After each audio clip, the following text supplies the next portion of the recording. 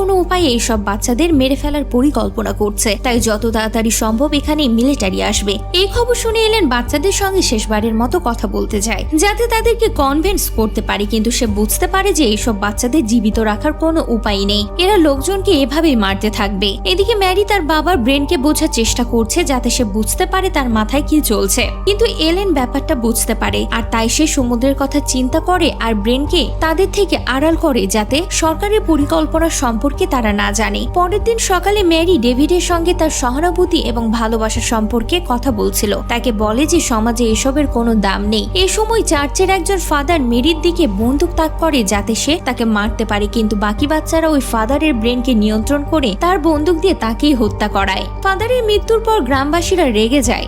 Suzanne তার ব্রেনকে নিয়ন্ত্রণে রাখে যাতে সরকারি পরিকল্পনা সম্পর্কে বাচ্চারা জেনে না যায়। তারপর তিনজন সুজানের সঙ্গে তার ল্যাবে চলে যায়, যেখানে ডেভিড তার সঙ্গীর মৃত শরীর দেখতে পায়, যা দেখে তার চোখে পানি চলে আসে। এদিকে মেরি সুজানকে নিয়ন্ত্রণে নিয়ে আসে এবং তার ল্যাবে তাকে আত্মহত্যা করায়। এবার পরের সিনে আমরা দেখতে পাই পরিকল্পনা অনুযায়ী এদিকে মিলিটারি আর পুলিশ এসে পড়ে। তারা হলের সামনে আসতে মেরি সামনের পুলিশের ব্রেন নিয়ন্ত্রণ করে, পিছনে আসা সব পুলিশের গাড়ির ওপর গুলি চালায়। কিছুক্ষণ পর সব পুলিশ ও মিলিটারি নিজেদের মধ্যে গোলাগুলি করে মারা যায়। ডেভিড তার সহযোগীদের এমন আচরণ দেখে খুব ভয় পেয়ে যায়, পুলিশও হার মেনে যায়। এটা দেখে এলেন সিদ্ধান্ত নেয় যে এই বাচ্চাদের হেস্তনেস্ত করেই ছাড়বে। এলেন জিলের সঙ্গে দেখা করে এবং তার পরিকল্পনার কথা তাকে জানায়। জিল এলেনকে অনুরোধ করে যাতে সে ডেভিডের কিছু না করে, কারণ সে অন্যদের থেকে একদম আলাদা। এলেন বলে সে চেষ্টা করবে, কিন্তু জিল তার সাথে যাওয়ার জন্য জিদ করে, তাই সে জিলকে ঘরে বন্দি করে রেখে প্রতি রাতের মতো ক্লাস নিতে বাচ্চাদের কাছে যায়। তারপর পরিকল্পনা মতো বাচ্চাদের হাত থেকে মুক্তি পেতে